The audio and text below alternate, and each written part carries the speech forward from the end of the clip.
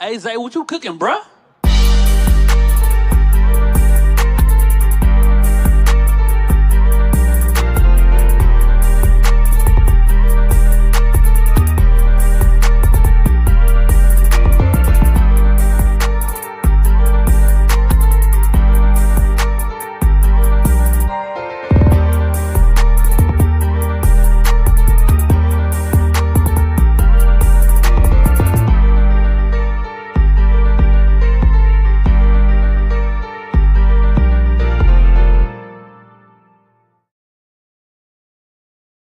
What is up, everybody? What is up, everybody? Welcome to the Ins and Out D podcast. This is the first live edition of my podcast this year. So, of course, for those who have not been here, decided to do a little bit of a change, and nothing against the podcast. Just I wanted to put a little bit more further focus on more my podcast, and also try to handle some work things and things like that. So we'll be doing only 2 pods as of now. So a better way to get things going is this my personal podcast as well. So we got Caleb transitioning from the Command Time podcast into the Ins and Out D podcast. So this is your first appearance on the Ins and Out with D. Shout out to you for what we've done so far, and welcome to the show. Yeah, of course. Thanks, man. It's a blessing. So more future episodes coming for sure. Let's get locked in, man. Let's do it. Let's do it. Most definitely, we're going to be locked in this year as well. So we're going to go ahead and get to the big news this week. Obviously, it was 85 watch across the nation's capital and also National Football League. So it is official. Jaden will not be suiting up Sunday against the Las Vegas Raiders, as Marcus Mariota will be taking over the helm as a starter. You know, he had some relief appearances last year against the Panthers game and also the Dallas Cowboys game, filling some spots for Jaden. One was for an injury, the other one was just resting Jaden to get him ready for the playoff run. So after 10 days of rest, this team is banged up, Caleb, especially at multiple spots, specifically on offense, and some parts on defense too. We'll get to that part as well. But looking at this team right now, they went on a Thursday night against what potentially could be by far the most complete team as of right now in the NFC with the Green Bay Packers, where they play defense and on offense. This team is banged up in certain spots. What is your thoughts on like John Bates, Noah Brown, Dietrich Wise out for the year, Austin Eckler out for the year, in these certain spots as they get ready for preparation for the Raiders coming on Sunday? Yeah, I think losing John Bates is gonna probably put a little dent in the run game success, in my opinion. I think he's the second best blocking tight end in the NFL. I still think George Kittle is number one. George Kittle is still George Kittle, but as far as his blocking, like John Bates he's like second best in the league, and he's like an extra lineman out there in the run scheme. He can block linebackers. I've seen him block 3-4 edges. I've seen him block some 4-3 DNs too as well. So I mean, he doesn't really contribute that much in the receiving game, but just as to help us to run the ball, he's very, very valuable. Austin Eckler, he's just a vet he's seen it all. He knows how to pick up blitzes, third down pass option for Jaden. He's losing him kind of sucks, but we also lost Dietrich Wise too. I think that kind of sucks because he was supposed to be that edge setter for us in the run game. It's unfortunate that you lost those 3 guys for this upcoming game and 2 for the rest of the year. Noah Brown, I think we all just need to come to terms. This guy's injury prone. He's just injury prone. He can go after this year, in my opinion. You need to find another outside receiver via trade, free agency, excuse me, or the draft. You just need to find one. It's it's it's it's ridiculous at this point. He's made out of glass, DT. Let's just keep it. Let's Yeah. just keep it a stat. He's made out of glass, but you just got to be able to find a diamond in the rough via free agency, draft, trade. They can make depending on what the record is at the trade deadline. Maybe you could trade for another outside receiver, maybe a DJ Moore, or maybe Mhm. a Michael Pittman, which would be very valuable, I think, in this offense, depending on how the Colts season goes. You know what I'm saying? But they can't pay all those receivers because they got Josh Downs, Adonai Mitchell, Alec Pierce, and they got Michael Pittman. So one of those guys is probably going to go. You could get Michael Pittman. It's another jump ball guy that Jaden could use, and he could also be a red zone threat as well. But now with these injuries, now it's time for Ja'Cory Cross-Merritt to step up. Now it's time for Ben Sinnott to step up, especially for Ben Sinnott. What have you been doing in training camp in the last 2 years for you to improve? I think Cliff spoke about him. He said he doesn't see him as an inline tight end. He sees him more as a slot or kind of like he compared him to Zach Ertz. Not saying he is Zach Ertz, but the position that the role that they play in, he's sees him more in the Zach Ertz role. Yeah. Now you have to see what he's been doing. So for Bill, this for Ja'Cory, this could be a blessing in disguise. Shout out to Eckler for what you've done the last year, and he had a great career. But now, Bill, now it's your turn. Now you have to contribute. Chris Rodriguez, now you have to contribute. Jeremy McNichols is going to be on special teams already. They're never going to make him inactive unless he gets hurt. He's always going to be active game days. Now this could be a blessing in disguise for Bill. And now I think for Ben Sinnott, this will determine if he's a bust or not, in my opinion. Is that too far left field? I think like now that you're getting the reps, like he's gonna have to play some snaps. Now if Yankov gets more snaps than That's what I him, was going to say. I mean, if he gets more snaps and then Senate, then it will be a win because Yankov was someone undrafted that Peter's fine, but he's not a guy that they invested in the 2024 draft class. that's what I'm saying. So, like I said, Ben, you got to step up, brother. And he got the athletic ability.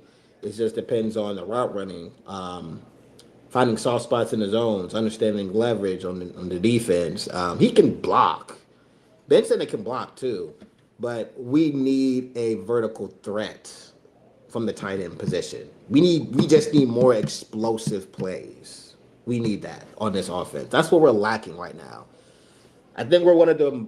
I think it's 2 weeks, but we're one of the least explosive teams so far in the So far, NFL. yeah, I did see that graphic.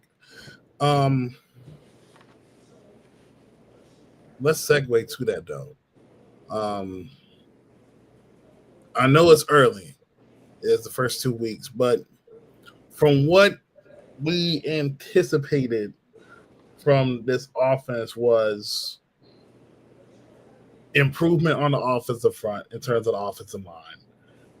You trade for a Laramie Tunzel.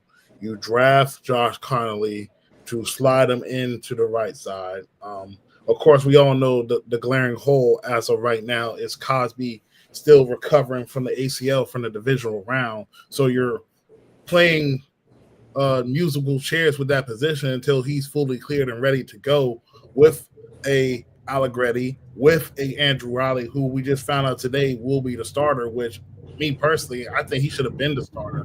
I agree. From an athletic standpoint, what he can do, even when he was at right tackle, you see some of the things he can do. But so far, the offense has been in a spunk. Now, a lot of it from what we've seen on field is definitely Jaden. Could be not pulling the trigger. Could be some weird inaccuracy issues Conservative too. Conservative, like not pulling the trigger. But there's also a sense where when it comes to Cliff Kingsbury, um,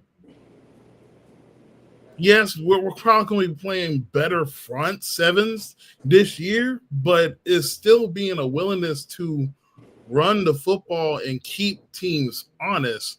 And honestly, 11 to 12 carries is not going to cut it. And 4 of them coming from Bill Cross-Mary, who still averaged a higher yards per carry rate than his companions in that backfield. That's not going to cut it. He has the highest yards per carry to any rookie running back right now. Yeah, limited snaps, but that shit, just by those limited snaps, for me, common sense would be to let's just keep giving this kid the ball. Good things happen when the ball is in his hands. Now, not to cut you off, brother, but no, I got you. It does. He does have to be better when the ball isn't in his hands. So he has to understand where the blitz is coming from. He has to be able to block. He has to be able to do some check and releases. Like he just has to be able to do those things, or you won't see the field. He just has to.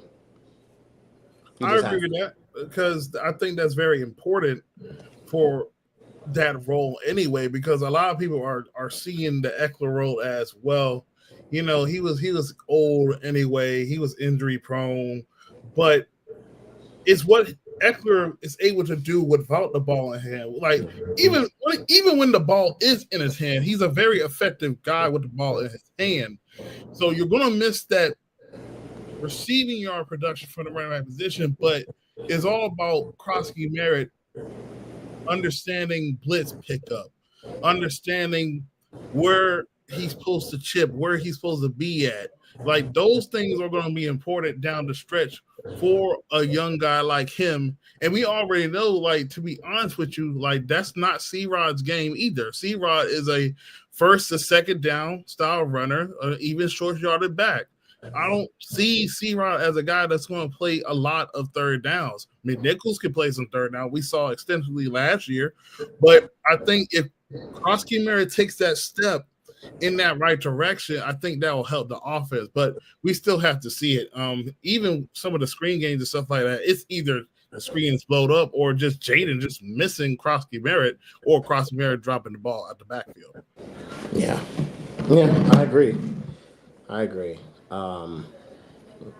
He just has to grow and adapt. It's only week 2. I feel like the season's gonna be very long. Excuse me. I do feel like the season's gonna be very, very long. It seems like we're in week 3 or week 4, but it's only week 2. I guess it's probably the drought that we. I think it's the gap between the number of days we played. You know what I'm saying? I think that's another thing too. We played like a week ago. So this season it's a long season. So things will change. Things will change. People will grow. Some people won't grow. So we have to be prepared for that. Okay, so let's get to the defensive side. So this week they signed a familiar name in Preston Smith, who returns to the team. Let's calm people down. It's not a needle mover, but it's just somebody who provides the same versatility, some of the same things that Dietrich Wise that they liked and wanted to do. So it's very interesting that he was still kind of in the market, in my opinion. I mean, we kind of know, where he's kind of at in his career. But I think that's still a good pickup in terms of finding someone as a replacement. But I still think they're going to rotate guys, like Javonte Bean-Baptiste and Jacob Martin and guys like that in the edge room. But this defense last Thursday, they got their butts handed to them against the Green Bay Packers. Now, of course, the good news is effectively they were able to stop. They slowed down the run a little bit. They were able to slow down the run, but the passing game, they had fun with the passing game, and they were a Matthew Golden bomb away from turning this into a very diabolical game to look over film. So if we already know we don't have a number one pass rusher on this team, we don't have that guy like a Micah Parsons or a Max Crosby. We have guys that are by committee. And though we do see that even a guy like Dorrance Armstrong, he's having a great start to this season, you still would love to have a guy on the opposite side. But I think there's things to say when it comes to the secondary that there was a lot of confidence coming into the season about the secondary when healthy with a Marshawn Lattimore. But Lattimore did not look good, had multiple penalties. Sanders still didn't look good that night. Quan Martin didn't look good. Will Harris didn't look good. Overall, the secondary played bad outside of the rookie Trey Amos. So you were getting killed by tight ends in Tucker Craft. Here you got Brock Bowers and even a guy like Michael Mayer coming into town. How fast do you think this defense can adjust and get things straight? Because they left a bad taste in our mouth. Yeah, I mean they're just gonna have to do something different. They're gonna have to blitz more this year. We were already top last year. We were top 5 in blitz rate. We were like average in pressure rate. I think we were top 10 in sacks. Like we have to be able to get to the pass rusher. We have to be able to get to the quarterback. Like we just have to. They're gonna have to blitz a lot more this year, whether it be with Bobby, Frankie Louvu. You just have to, because those guys aren't known for their coverage abilities. They're known for just them being around the line of scrimmage. Yeah. And hitting people and tackling people, which is crazy because shout out to Deuce, Red Zone in the Lab. Frankie Louvu has a lot of missed tackles. A lot of missed tackles. He has not looked the same to the start of the season. But I think he's so pressed to just knock people out. Like, all right, you know how you play Madden and you hit stick, right? And you miss. Or you just keep. That's what he's literally trying to do sometimes when you watch him play. He always wants to get the big hit. Sometimes it's good if you just rally and tackle, brother. But Bobby's good at that. I mean, they're just going to have to find a way. I think Javon Kinlaw is having a good start to this season. Yeah. He's having a good start to this season. He's stopping or he's taking up space in the run game. He's getting some pass rush too. I think Duran is solid in the run game, but he's not doing that much in the pass rush. But they have to generate a pass rush. They just have to. It's going to help this secondary a lot. And those Mikey got to get used to being the slot again. Some people feel like he should go back to outside corner, and if Lattimore keeps playing bad, they should bench him. But I don't think they're going to bench him. He has to be really, really, really, really bad for him to be benched. He just has to. But Amos is having a good start too as well. He's having a good start. We don't know if he's going to be a CB1 or a CB2, but we know I feel like he's a starting corner. He's a building block. I'll say that. Yeah. He's definitely a building block for sure. Whether they add another corner or somebody like that,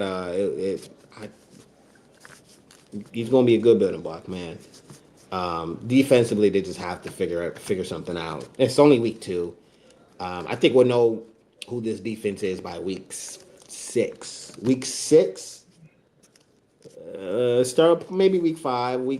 But weeks 5 through 7, you'll find out. Okay, this is probably who the team really is. Yeah, because we found that out last year. We could score points, can't play like a defense. Maybe we can get opportunistic stops, but we damn sure aren't a great or good defensive team. We found out last year that the offense was amazing and potent. And the offense has to get back on track too as well. And it all starts up front, man. It all starts up front. The right side of the O-line it's concerning. Yeah, you got a baby in Josh Connolly. He's still growing, still learning, but they threw him into the fire. So you're gonna have to learn. You're gonna have to adjust. You're gonna have to. I feel like the kid gonna be all right. He showed some growth. He's shown some positive signs. It's just the bad signs are just really bad. So mm, here's what I think. And for this game Sunday, we know Marcus is going to be playing. Uh, Hmm. in my opinion, I don't think it's going to be like the biggest drastic improvement in terms of what we're going to see on offense, but I think they're going to be far more consistent with Mariota coming in because they're going to have a game plan, script some plays in, try to get this passing game going. Then eventually, when Jada comes in, we can get all that stuff straight. I think the key thing for me is going to be the defense. Like, I think this game is just like, can this team just rebound after getting his butt whooped on Thursday? Just overall, when it comes to special teams, offense, and defense. You have a Raiders team that coached by Pete Carroll. They have a style they want to play. Chip Kelly's offense. It's not the same Chip Kelly offense we seen when he first came to the NFL, especially my time watching him when he was at Ohio State for us when we won the national championship. But Brock Bauer is going to be the big matchup, obviously, against our defense. How will they slow him down? What are there going to be some things they have to do? Um, I mean, I know people bring up last year that we did good against tight ends last year, but I also think, in my opinion, we didn't really get tested a lot against the tight ends. They tested more of our corners because they knew the corners are the weak link. So it'll be interesting to see that tight ends against our linebackers and safeties trying to hold up in coverage overall. Um, Ashton Genty, he's definitely had a rough start to the first 2 weeks. And honestly, I'm not trying to be like a guy to make predictions and stuff. I kind of I will be very surprised if he gets things going against us. He might get it maybe at least maybe 70 yards, but it'll probably be a rough 70 yards. You know what I'm saying? Maybe like 21 carries, 70 yards, or stuff like that. But if gotta get to Gino because when Gino is pressured, that's when he is at his worst. Um, he had a very bad game against the Chargers defense, although that is a Jesse Minter coach defense, and he's playing against the Joe Witt defense. We can't come up there and be leaking slats a day to a dog. Like, we got punched in the mouth on Thursday, and this defense got to respond. Also, the offense got to respond. Try to get Terry and Debo and Ertz and them guys involved. Run the football with a combination of C-Rod and Bill Crosby-Merritt. And Mariota just managed the game. Keep it clean. Don't try to force nothing. Punt the football, play defense, complementary football, and we can win this game. Yeah, for sure. I also know deep down, like, the Raiders could possibly win this game too, but it's all about how they respond. I think DQ's going to get this team ready and prepped up for Sunday. Yeah, for sure. I think with Mariota, I think we're gonna. I hope Cliff runs the ball with Bill C. Rod. You mix those two guys in a little bit. This is what I would do if I'm using Mariota. If I'm coaching this team, running the ball effectively. Mm-hmm. I'm giving Bill carries. I'm giving C. Rock carries on certain downs, down in distances. Down in distances. I think Mariota is going to look to Terry a lot. I think so too. And that's a hot take, maybe a little hot take for me. I think he's going to look for Terry a lot. I think Terry could probably have 10 targets. Probably. Probably. I wouldn't be surprised if he had the second most targets in the game. Of course, Debo's going to get what he wants, and Zach Ertz is going to get what he wants. But I think the guys he's going to trust a lot is Debo, Zach Ertz, and Terry. Those are the guys he's going to trust the most. Now, Offensive line wise, you have to chip. You have to tip Max Crosby. You cannot let that rookie die over there with him. And Mariota can slide the protection and do certain other things. And I also think Mariota on some of these read options, I also believe he's going to keep the ball a little bit. Because Jaden, he missed some reads on the read option last week. Yeah, he did. I and I'm surprised by that a little bit. Um, but you can't let that rookie die over there. They now Next Gen Stats did post something on Twitter saying the last 2 weeks people rarely ran at Max Crosby. They're all running to the left. They're all running to the left. And Max Crosby's a good run defender. He's very, very explosive. I don't fear none of their corners. I don't fear none of their linebackers. Max Crosby's a real issue, and they don't have Christian Wilkins anymore, so you don't have that huge run stopper in the middle. Now, defensive wise, how do you slow down Brock Bowers with our defense? I don't know, bro. Like I legit have no answer for you. I don't have an answer. That's like asking me, how can we stop Jamar Chase, or how can we stop what's another guy? How can we stop what's another receiver? Blanking my or CeeDee Lamb. How do we stop that dude? Or these elite weapons on offense?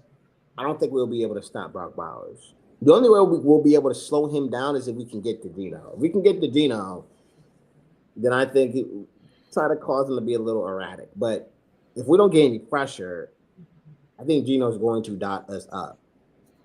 Brock Bowers could have a field day. Brock Bowers he can be the best tight end in the league this year. He has a chance to do that. He's already the second best to me right now.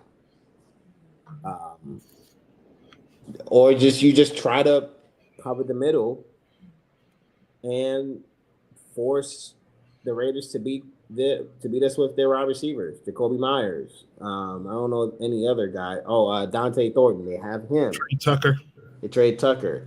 But Dante Thornton's really fast, so you cannot sleep on him at all.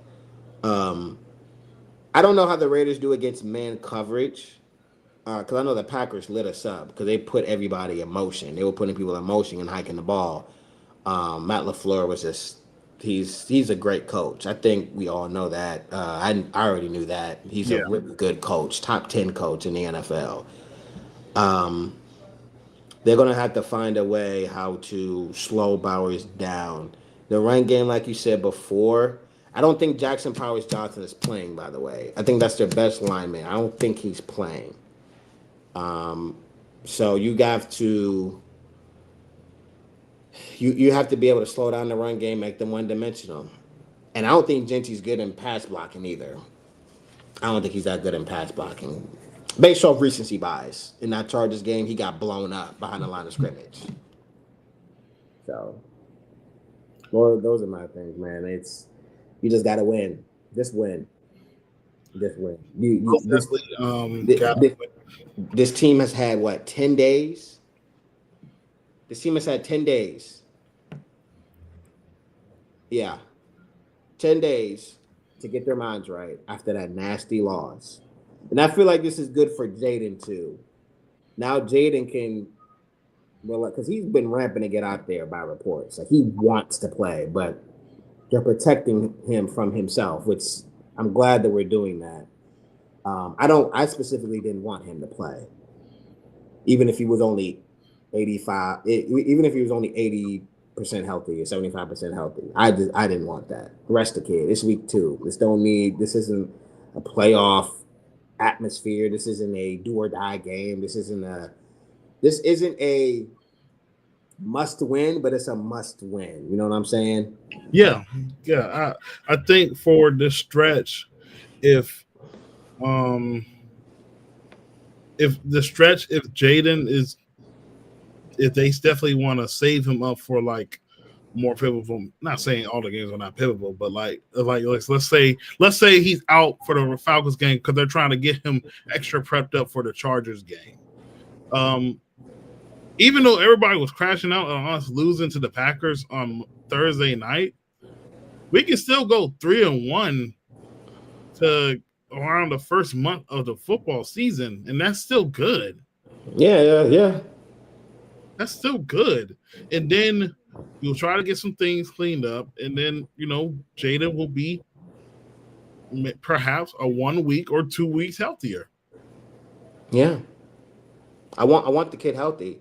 If he's gonna play, I don't want him to jeopardize this offense or put this offense back. I think putting in Mariota is the best decision. Give Jaden time to ease his mind. Give him time to reflect as well. Kid, you're gonna be out there. You're gonna have many games to play. You know what I'm saying? So Yeah, it's a long season, dog. Yeah, definitely a long season, bro. And for him, he's the franchise, and you want to do right by him, even if it ain't for his own good, because we know he's a very competitive guy. But we also had to understand that we got a big stretch of games, and it's going to be prime time. And I'm pretty sure people don't want to see Marcus Mariota prime time. They want to see JD5 prime time. Mm-hmm. But nevertheless, man, let's go ahead and you haven't watched my first couple episodes of the season so far. I do, just like Command Time, I do who's gonna win. We don't do score predictions. We just project who you think is gonna win. So obviously, though, we're the home team, dog. We're gonna go with Commanders getting the dub on Sunday. I had the Buffalo Bills winning Thursday night. I was kind of surprised. It was close at first. Miami showed some grit, but they still lost by 10 plus at the end of the fourth quarter. So let's go ahead to the Bengals versus Vikings game. So no JJ McCarthy, no Joe Burrow. It's the Carson Wentz versus Jake Browning show in Minneapolis. So who do you got winning that game? That's tough. I'm gonna go with the Vikings only because I don't trust that Bengals defense quite yet. So, okay, never mind. Yeah. Well, I mean, I got you though. I got you, but it's like, dang, I really just said Carson Wentz is started. All right. So next game we have the Atlanta Falcons taking on the Carolina Panthers. Falcons. I'm definitely taking the Falcons. That's gonna be a big week 4 game when we come play them. Next game we have is the Texans and the Jaguars. I don't think they go another week on 0-2. I mean 0-3, dog. I think Texans. And CJ has played good when it comes up against the Jacksonville Jaguars. Next game we have 1 p.m. slate is Colts versus Titans. Colts. I think I'm gonna go take the Colts as well. Cam Ward. Cam Ward has been flashing. Yeah, he's flashing. He just doesn't. He needs help. Help. He needs some help. Like, oh my God, Calvin really over there dropping easy dimes. Next up we have is Steelers taking on the New England Patriots. Steelers. You taking the Patriots? Bro, I'm gonna be real with you, bro. 2 weeks, this Pittsburgh defense has not looked like a Pittsburgh defense. It's not. And they invested a lot into that defense, by the way. And I'm not saying like the Patriots got like a strongly confident. Well, they have a confident offense now, especially with McDaniels. But if the Steelers defense don't try to get their stuff together, like I'll have a hard time picking them in this game. So I'm gonna take New England in the upset, bro. Okay. Next up, we got Green Bay taking on the Browns. I'm gonna take Green Bay. They're gonna be on the road. Apparently, Micah Parsons was still injured, and now they're talking about they're gonna unleash him. So I hate for him to scramble Joe Flacco like that. Mm-hmm. Oh well, yeah. No, yeah, they don't need to do that. All right, the next game is we have the Rams taking on the Philadelphia Eagles. We got an NFC divisional rematch. Last time we see these two teams play, Eagles won by the strand of a snowflake falling on a snowy day in Philadelphia.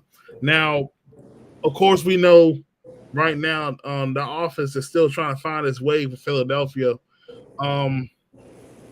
Is there any consideration of possibly leaning the Rams, or you still think it's going to be the same thing? I can see the Rams winning, to be honest. I can see that. What time do they play? They play at 1 o'clock. They play at the same time we do. I think the only problem I have is the last two times they played them, Saquon Barkley just went completely off. And if they can't stop Saquon Barkley, I just don't see them winning. But if they can slow him down, I can see them winning. Because as of right now, I don't see, unless this is a get-right game for that passing game, I don't see it. I don't see anything with this passing game for Philadelphia right now. They're in a flunk. Mm-hmm. Yeah, they are in a funk, but the Rams don't got good corners, man. Like Forbes, Cam Curl. Forbes rebound game? Yeah, okay. Oh, man. It's going to be so funny. I want the Rams win, but for some reason, I still feel Philadelphia edged them out. I think it's going to be a close game. Okay. Next we have is Jets taking on the Buccaneers. Bucks. I'm going to take the Bucks. Tyrod Taylor is going to be starting quarterback. I don't see a lot of offense from this Jets offense. I could see that being a blowout. I can see it too. Got a big games coming up at 4 o'clock slate. We have Denver taking on the Chargers. That's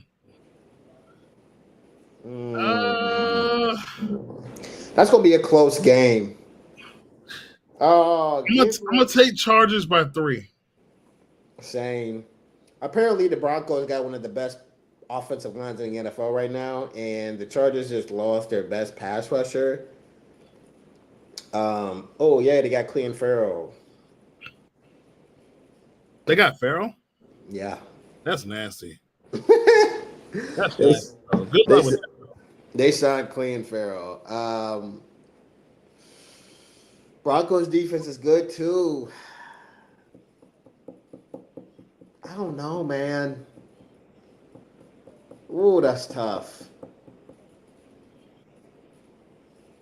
Give me the Broncos. It is.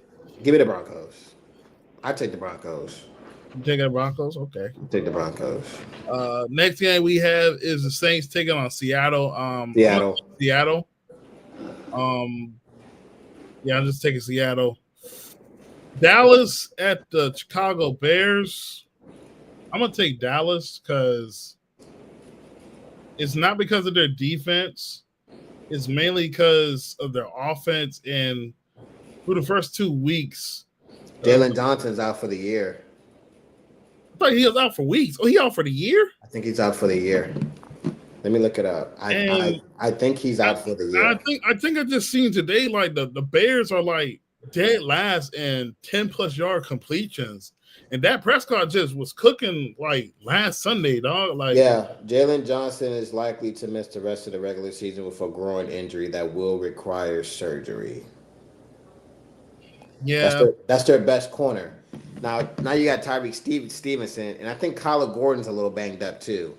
So their defense not maybe all that, but you think this is what I think, right? I think I, I Bears will think put up points, but I think Dallas offense is just I think I could see Dallas being able to. Dallas can't run the ball like that though, but I think they're gonna keep trying. They'll be able to pass on them. They'll be able to pass on them. CeeDee Lamb, George Pickens, Jake Ferguson, those guys, they're going to contribute. I think they're going to score so much. I think Caleb is going to start pressing a little bit, And Caleb's actually having a really good start to the season. He's actually not. I don't think he's really, really good, but I do think he improved in small areas. He's still got things he needs to work on. But I'll take the Cowboys too. Those Cowboys corners. I mean, Malik Neighbors just, oh Lord, yeah. he's I mean, I expect the same thing when it comes to the Chicago wide receivers to have some fun, but when it comes to that position, I just think Dak is going to be a far more consistent in those down to down situations or where he's going to go with the football. With Caleb, I don't trust Caleb to do that part yet. mm-hmm. Trying to, but it's still that little nuance when it comes to that game of him. So I'm gonna take Dallas. They're gonna score some points, but I think Chicago's gonna score some points with them. Mm-hmm. The Cardinals and the 49ers, this is a battle of the undefeated teams. Brock Purdy, I think Brock Purdy's gonna be playing this Sunday. No, I don't think he is. You don't think he's playing? No. See, I've been at work, dog. I ain't really checking. No, He got a foot, but he has a foot injury. a foot injury now too. Jesus. Yes, yeah. They said he had 2 injuries. I don't think he's playing. Give me the Cardinals. You're taking it. Ooh. Give me the Cardinals. Give me the Cardinals. I think I'm gonna stay with the 49ers. I'm gonna stay with the 49ers. Yeah. I think that could be the one upset of the week. I wouldn't be shocked though. I wouldn't be shocked if they do win. Like that squad is talented. Yeah. I just hate Kyler Murray can't get the ball to Marvin Harrison. Marvin, he get the ball to Trey McBride though. Yeah. Last 2 games of the week, and we're about to go ahead and close it out on you people. We have Kansas City at 0-2 taking on the 0-2 New York Giants.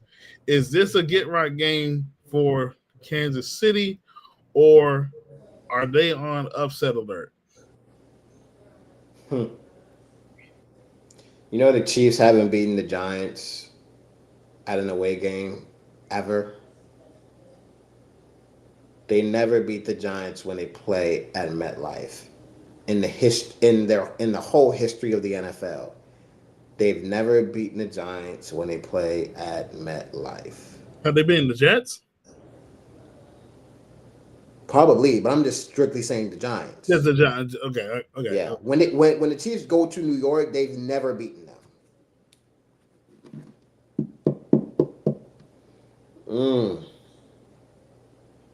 I can't go against Pat Mahomes. I can't see them going 0-3. Now they go on. Now, you know what? Well, the Chiefs never went 0-3 in Pat Mahomes' career, have they? No, they never went 0-2. Whoever goes 0-3, they have not been 0-2 since like Alex Smith's like first or second year. Whoever goes 0-3 here, I think that their fans will implode. Well, if the Chiefs lose to the Giants, it's going to get really nasty. Yeah, it's going to be nasty for them, but are we so sure they're going to implode like the Giants? No, I'm saying the fans. The fans. But, I mean, that's what I'm saying though. Like the Giants fans, they should know kind of like they're used to it, yes, but they already have questions with their coaches. Shane Bowen, Dabo, Kafka. It was just reported that Dexter Lawrence is very, very like he's Frustrated. he's very frustrated. Yeah. He's arguably he is their best player on their team. He's the best player on their team. Malik Neighbors shows signs of frustration too. He shows signs of frustration. I don't know, man. I'm not betting against the Chiefs though. Give me Mahomes. Give me Mahomes. I think Mahomes is gonna. I think this will probably be the game. Is that at night too, right? It's a night game, unfortunately. I think Mahomes gonna put his cape on. I think Mahomes I gonna. got Chiefs winning. I think Mahomes gonna say, yeah, get in my backpack, get in my Duffy. Let's get this dub 1-2. All right, and the final game of the Week 3 slate, we got a big Monday Night Football matchup. We got the Detroit Lions traveling to Baltimore to take on the Baltimore Ravens. It's gonna be a good game. It's gonna be a good game. Give me Detroit. Detroit? Yes. Give me Detroit. That Ravens defense is suspect. That Ravens defense is a little nasty. You don't think so? It's not. I don't think so. I mean, I haven't really watched Baltimore outside of the first game. Of course, they gave up 40 points to the Bills, but you can't really gauge the Browns because the Browns are the Browns. So yeah, they did give up like a lot of passing yards, though. No lie. Yeah. Yeah. I got Detroit. I got Detroit. I got Detroit. I got Detroit doing enough to slow them down. And I honestly don't I don't think they can stop the Lions, man. I'm taking Baltimore. You taking Baltimore? Okay. Give me the Lions. Yeah. So y'all heard it from here. That's Caleb's first time on the Ins and Outs podcast, and he did his slate of games for this week. So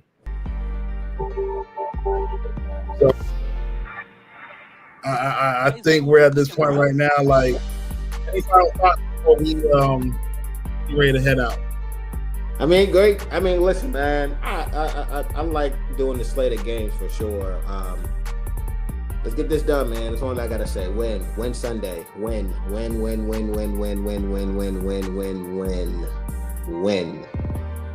I don't care if it's by 1. I don't care if it's by 3. I don't care if it's by 15. Just win the game. That's all I care about. I agree with you. That's all we got for y'all tonight. The Ins and Outs podcast. See y'all. Hey, Zay, what you cooking, bro?